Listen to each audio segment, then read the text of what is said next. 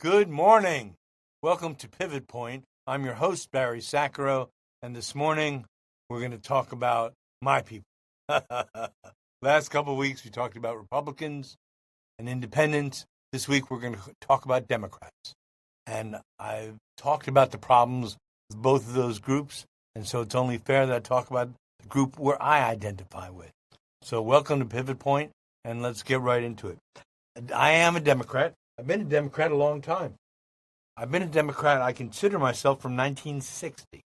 In 1960, I was at my grandmother's house in Irvington, New Jersey, and my Nana, and she had a button on her dresser. It said Kennedy. I liked it. I talked about it. I asked her. She said, yes, it's for a young man who wants to be president. But unfortunately, he'll never be president. She said, no papist will ever be president. A very interesting position, and what she was saying is no Catholic. As a Jewish person, we always knew that those barriers were harder to climb than anyone expected. John F. Kennedy exceeded it. He actually started during the campaign as people began to talk about, would he be loyal to the Pope or the country? We don't take vows in this country politically to individuals. We take vows to the Constitution, to the way the system is supposed to work. And here we are, at a time with all kinds of stuff going on. From the MAGA Republicans, we're in a period where we're about to begin heavy tariffs. And I expect, as most people do, that these tariffs will generate money, will affect balances of trade, but will also raise prices. And for those people who aren't afraid to live in a time of inflation, well, then you're going to see how much you can tolerate. We're going to do that because we're going to go into inflation. But for now, I don't want to yell at Republicans or independents. We've spent a couple of weeks working on this. I want to talk about my people. As I said, I began my stint with the Democratic Party, which has been in and out. My stint with the Democratic Party in the election of 1960. I can't really tell you that it was late 59 or early 60 or in after November. What can I tell you? I can't tell you exactly when, but I can tell you the election, because there in my mind was the button, is the button for John F. Kennedy. And once you start to work for a candidate, you kind of link with the party and begin to understand. Of course, it's taken me many years to understand the Democratic Party, and I'm still not. One of the things I want to say, for those of you who don't know, I ran for the legislature in 2006. I became everybody's favorite hippie. I had been a leader of the Green Party as well, and found that I could not bring those coalitions with me to work in the Democratic Party, and so I was not elected. But I still remain active on all other fronts.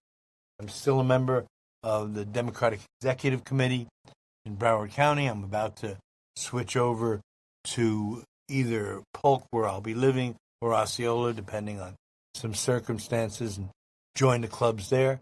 And so what will I be saying when people say, well, what do you think is going on with the Democratic Party? I want to start with my overall assessment. The Democratic Party is in a world of shit. Okay, so that's where we are.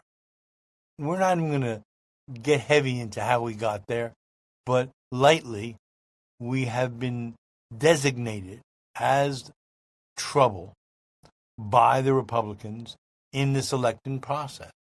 And so through using attacks and personal attacks on the parties themselves and on the individuals who are representing that party, our current president has made his way known. And so he has done terrible things, threatening to do all kinds of others. But let's talk about if he's right. First of all, he says the Democrats have no leader. Wish he was wrong about that, Be a lot easier. We do have people who are in leadership roles, Hakeem Jeffries, and I believe that Cory Booker will be a great leader of the Democratic Party at some point. He's not quite there yet. He was the mayor of the town I was born in, Newark, New Jersey, and we know each other since the days of Bill Clinton. Cory's a really strong individual, and I look forward to him receiving a leadership role. But as it stands now, the people who are in leadership from the Democratic Party are using the stance that was used by labor leaders in that, well, I want to protect what we have as much as move forward.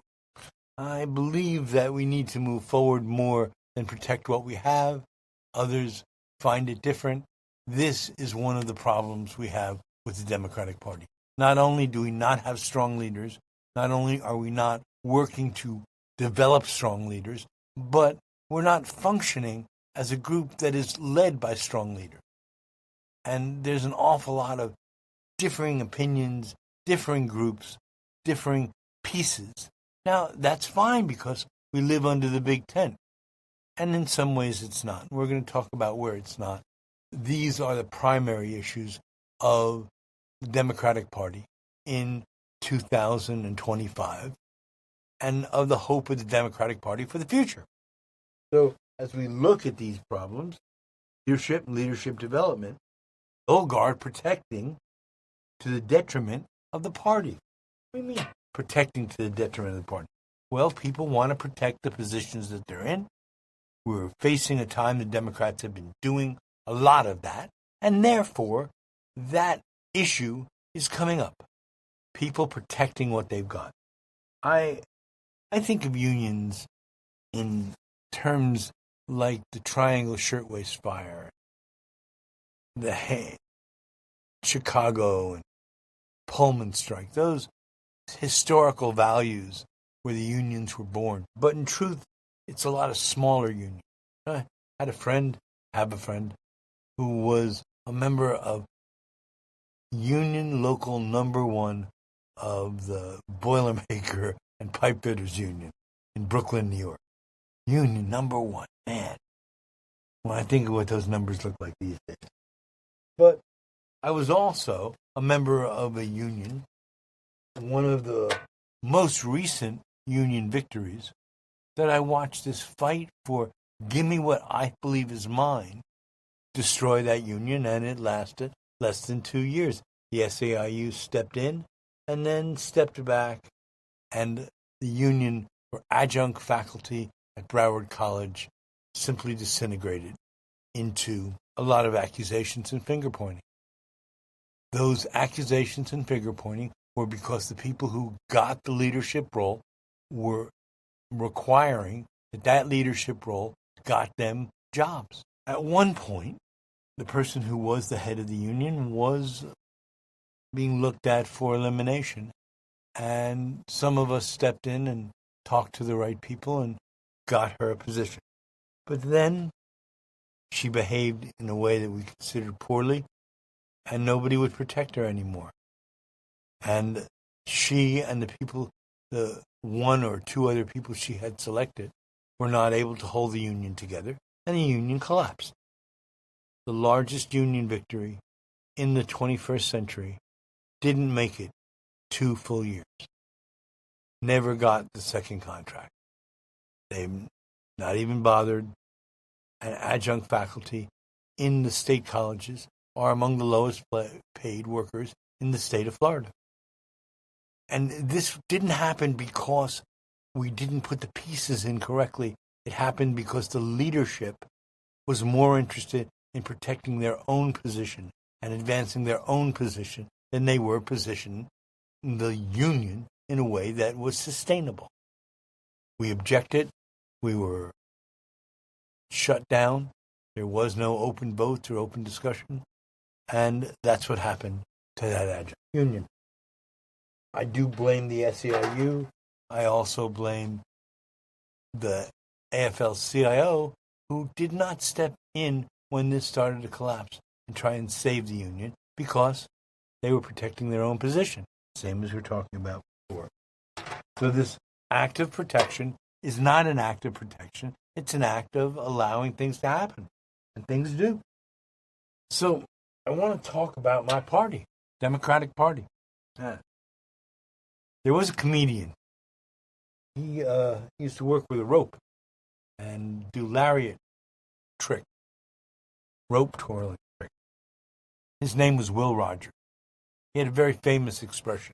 He said, "I'm not a member of any organized political party. I'm a Democrat." And for 100 years, that joke has been echoing in our ears because, honestly, it's not funny. Honestly, it's showing what weakness the liberal position has by not demonstrating strength and demonstrating what they needed to do to get there. For a while, in this fight, starting with the Nixon era, there was an argument over could the Democrats raise enough money to compete in a national election? And there was fear. But I can tell you in what we've seen, yes, we can raise enough money. Can we use it properly and message properly and start organizing our party to do what needs to be done? Unfortunately, the answer to that is no. And so that is a failure of the Democratic Party. I want to smack them upside the head. The hell is the matter with you? You need to fix my party. It's my party. I'll rant if I want to. But in essence, that is the rant. And there is something else that happened. Under the horror of the Trump administration, the confusion, the fighting, many good Democrats who had not succeeded stepped away. And some of the most brilliant Democratic leaders I know no longer participate in the party. And that is a shame. But the fact that they gave up and walked away, the fact that they couldn't go on, the fact that it was too much to be a part of this effort, that says something about how we're doing our politics. It's not just that our people walked away. It's that we weren't generating what we needed to keep our people around. Well, where did they go? I have friends in the gay community who were political leaders for a long time, stepping back, as far back as the San Francisco leaders and other leaders. Harvey Milk and Harvey Milk's son is one of the people I follow. Terrible thing. But these great leaders have stepped away. The old guard has passed away. The new guard has stepped away, leaving unexperienced people to take the hands of power. Allowing power to be controlled by people who do not have the experience is not a good plan. We've kept a couple of those people around. David Axelrod, people like that are kept in the media to be pundits, to discuss what they're doing, to try and justify the actions of the party or explain the lack of action.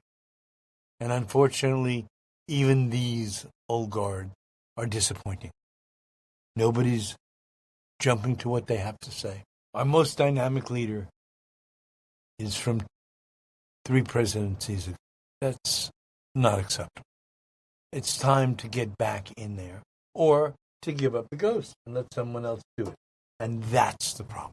In the fight for Hillary Clinton, because I come from this far-left conglomerate, was with the Green Party, I had affiliations with many of the people who were supporting Bernie Sanders.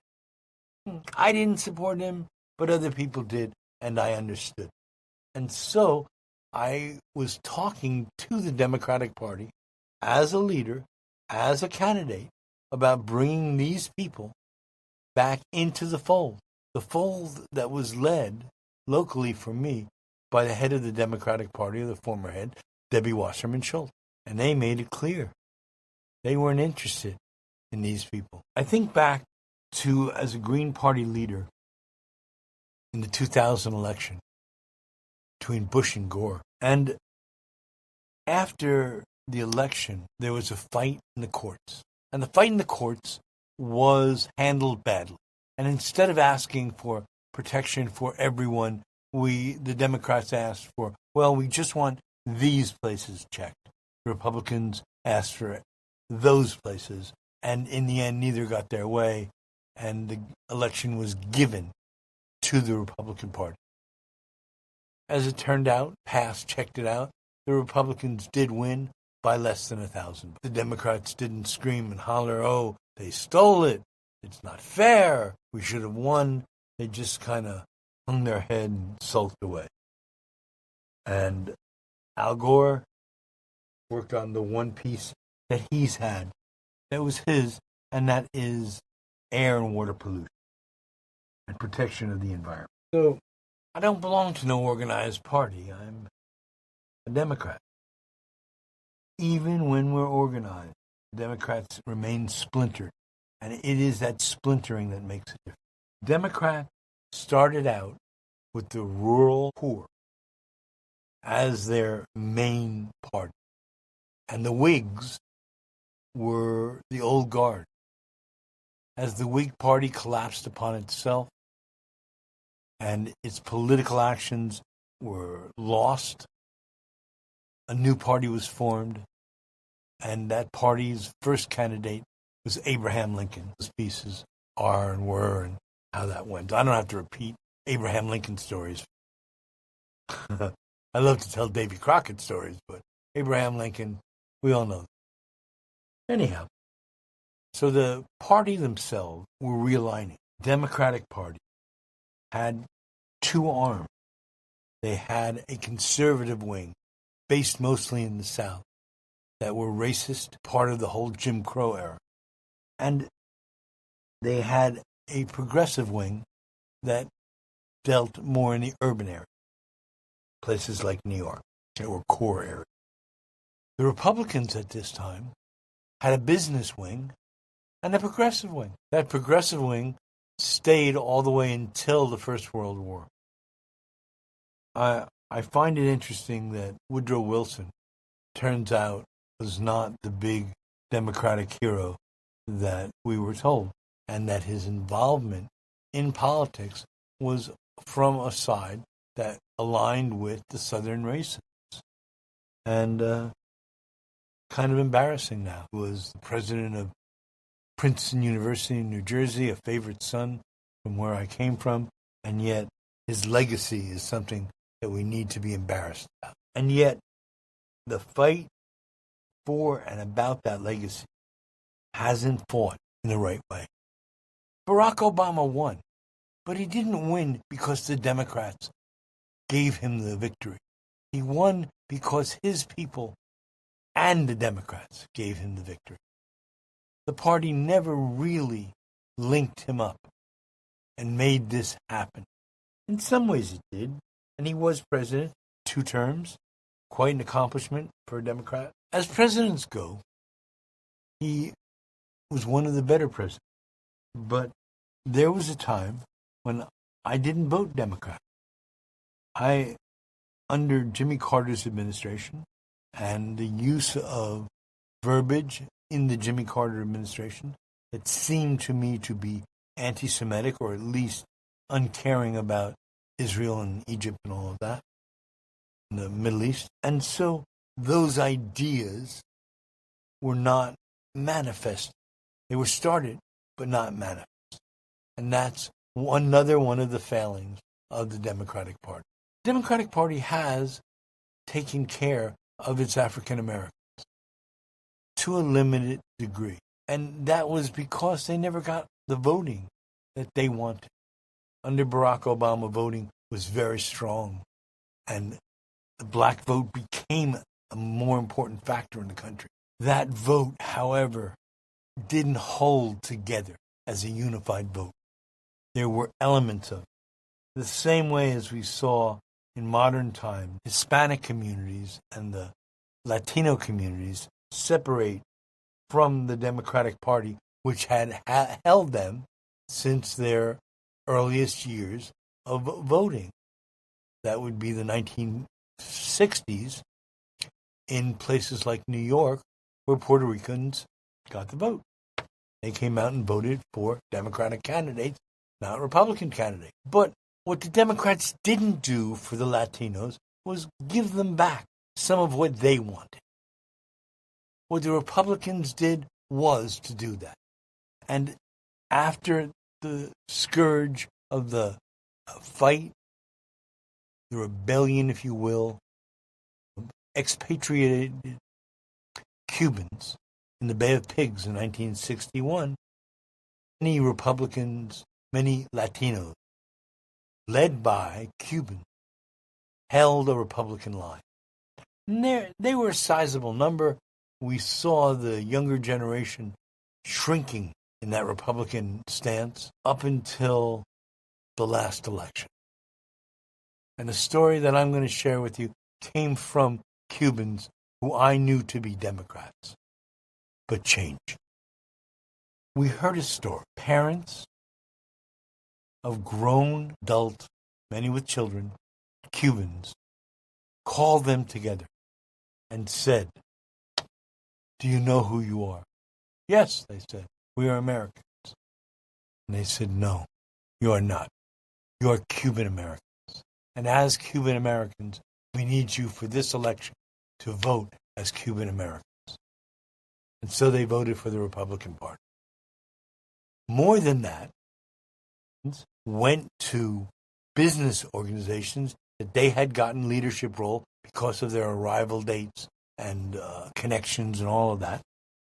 And those business organizations were asked to do the same thing. It's only 6 months into that second term. And the Republicans have lost massive amounts of those Hispanics. If you were Cuban, every Cuban that did not have papers was told they had to leave. There was no more temporary protected status. To the people who got their paperwork done early, great. But many of those Cubans never did. The town of Hialeah is a good example of that. They did not follow the same pattern and follow the same rule. And so the Democrats lost these Latino voters. Republicans gained them. Trump got elected. But the question is, can he get reelected by those same people? Well, obviously, he can't get reelected, according to the 25th Amendment. For a while, he had a discussion about that. Now we're starting to see his health fail with the problems with his hands and his feet. And so I don't think anybody is really looking at another term for Donald Trump. However, is J.D. Vance the next president? Does the Democratic Party have enough guts left to take on a failing Republican regime without its central contact that gained them their ability to win in places like Florida, the Latino population? Well, that's what's happening to the Republicans. But what's not happening to the Democrats that I'm seeing is massive amounts of participation in Spanish. And soon enough, we here at Pivot Point are going to talk about that and bringing more Spanish content into our realm and into what we're seeing. But we're not doing that today. And today, we are faced with, well, Trump may lose, and the MAGAs may lose, but do the Latino populations come back to the Democratic Party? And does Florida go back to being purple, or does it stay red? Which is where it is now. Personally, I think that in the end, the old Democratic coalition will come back together. And we will win after a lot of fear and a lot of attacks and a lot of bad things going on and a lot of hatred between our neighbors. Because that's how the Republicans run their election. The Democrats have a different theory. The Democrats run their elections as what's fair. The Democrats are very big on what's fair. We want to be what's fair. And A, it's never possible. B, there's no such thing as fair in politics. However, in running a big tent, Democrats do have an obligation to reach out at other times and do certain things to assist the populations under that tent. But that's assist. And not everybody comes at once. And you have to remember your friends. The Democrats seem to forget their friends. The Jewish people have voted primarily Democratic since Jews were getting the vote about the same time women got their vote. Our population came in a large part between 1870 and 1920. And so we started out as Democrats. We believed in Roosevelt. We believed in Obama. We believed in a lot of other things. We had a little problem with Jimmy Carter, who seemed to favor other people who were not our friends. Okay. But will that coalition come back together? If we're lucky, accidentally, and not by hard work, it will come back. And the Democrats who choose to wait and see what will happen, which many of them are saying right now, aren't of any value to us. Because a massive loss in the next election will put the Democratic Party on its back foot. And this is a dangerous situation.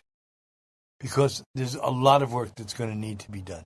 We're seeing the dismantling of a lot of the government that's going to have to come back together. And what's not being planned by the Democrats is what are we going to do when we win? Because there is a period that the Democratic Party will win because the Republican Party has helped us. They have gone out of their way to be terrible, to be horrible, to say the worst things, to bring in the worst elements. And at some point, people will turn around and do that. But the point of the party is that we need that to happen now, in the midterm, in the next presidential election, in the years to come. And unless we are making that decision and consciously working, as we are here on Pivot Point, for a future that looks different.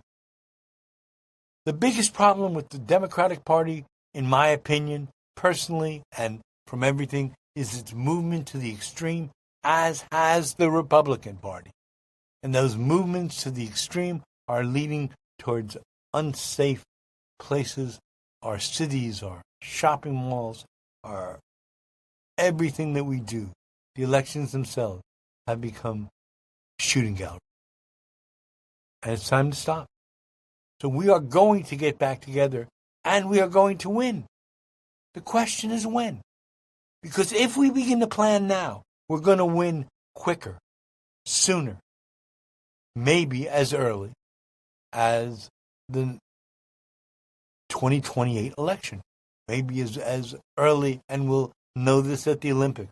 The Olympics in 2028 are in the summer in Los Angeles, and that will be a great push. And where we are during the Olympics and what the party is doing during the Olympics is going to tell us a lot about what happens in November's election.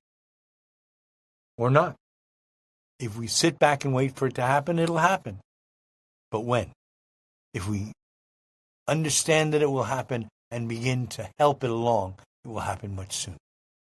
And the fact that we're not planning for the next future, that we're so busy, caught up in the politics of today, that is another one of the great problems of the Democratic Party. Another one of the failures of my party to succeed in what it's naturally designed to do. I don't just blame the Republicans and their cheating for corrupting the Supreme Court. The Supreme Court, being the corrupt body that it is now, where literally billions of dollars in entertainment and weekends and all of that are given to these people to make decisions for us when they're cheating. We all know it. We all know that this current Supreme Court in 2025 cannot be trusted. And if we know that, and we know that it's going to have to be changed, and we don't find a moderate approach, then we're going to lose something in this country.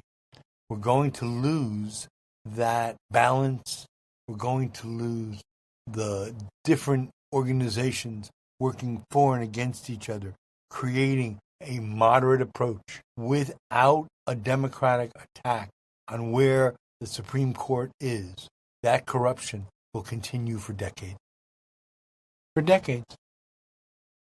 The Republicans have no problem with it. They got their way, and women's health will never be the same. And the trust of people will never be the same. And people who were promised that life was going to be different will never be the same. And if the Democrats aren't their protectors, aren't the protectors of the rural poor, aren't the protectors of the least among us, then there is no protector, because the Republicans are not protecting them. They're going after them. The independents aren't taking the action to protect them. The Democrats have as an obligation. You say, well, we're trying to be fair. No, you're trying to be people who are creating good government. And if you can't do that, my Democratic Party, then step aside and let someone else do it. If your leadership is incapable of creating the better world that is promised, not the old world that we want to go back to, but the better world of the future, if we can't do that today, the Democratic Party is doomed, and perhaps even the country. So I ask you to consider whichever party you belong to, Democrat, Republican, Independent, minor parties, whichever one. I ask you to consider how can you take action that creates a moderate circumstance for moderates to choose what's best for the country. We don't want radicals. We don't want people who are going to deal in hatred. No one's replacing anybody. Gay people are not taking over the teaching profession.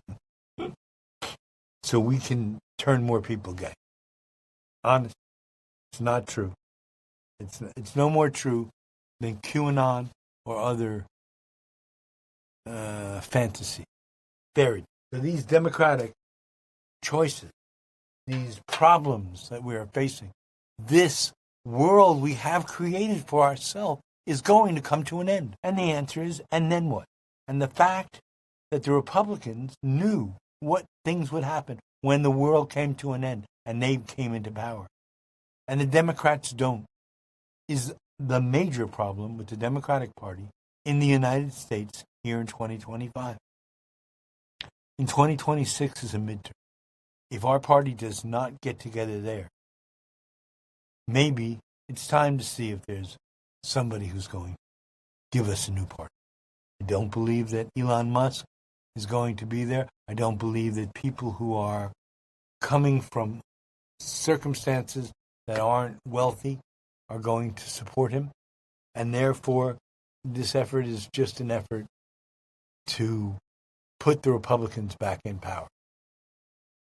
Maybe it wasn't what they planned. Maybe they wanted something else, but it's not what they're going to get. So we talk about the parties and the problems. We talk about what has gone on. And now we're back to the beginning, because the Cubans trusted the Republicans for decades, since the 60s. And yet, in the past 6 months, all Cubans without papers were deported to Cuba and other places. I don't know what to say. I do. I know exactly what to say. If you're Latino, don't vote for those people again. But they would turn to me and say, well, why should I vote for the Democrat? They're not working hard enough for me. And so that planning process must come. And when I speak today to those of you who think about how am I going to help, if what you want is a new world, then the world that we're living in today, you must go to the Democrats and work with them on what they need. And if the Democrats won't let you, and if they won't step in, then there's no place to go. I do an event with some regularity called Burning Man. I do mostly regionals, and there are 10 principles. One of those principles is the principle of radical self-inclusion. Radical self-inclusion. The ability to step into something because I believe in it, because I want it, because I demand it. Those people today are too far to the extreme. We need moderates who feel that way. Moderates who are willing to step up and work towards a better world, regardless of whether we're electing Democrats, Republicans, or independents. We have a promise to our children. And the generations that are to come afterwards are going to hold us responsible for Trump, regardless of who we identified with, what side we are on. Each side is responsible for the evil that's going on.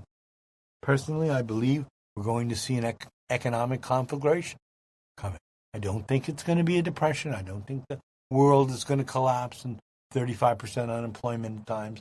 But I do think that we're going to see tougher times ahead because the people who are in charge don't care. And the people who are supposed to be their checks and balances don't care either. This is not a Republican problem. This is a Democratic problem. The Democrats have to have a way to reach in and talk to this audience and talk to themselves and each other and find their positions and find their strength where the country is. But maybe it's in a bad spot already. Maybe that I'm just tilling at windmills for a country that's already lost its edge. Boy, I hope not. More than I hope. I don't believe it. I don't believe that Americans won't step up to the plate when the time comes. I just believe they may step up late. And late is worse than anything else right now. If you believe in a moderate approach, if you believe that America of checks and balances, if you believe in an America of fairness, nothing wrong with that.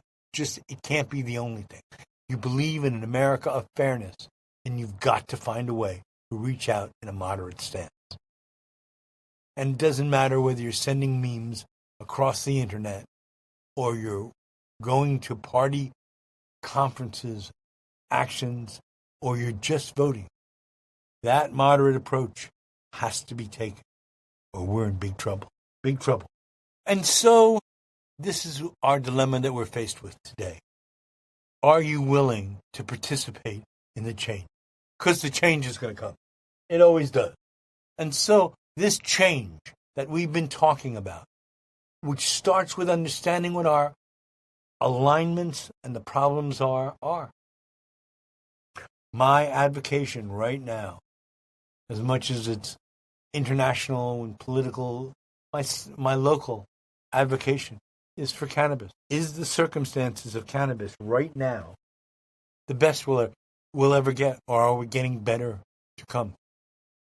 Well, I would say that it's not the best to come.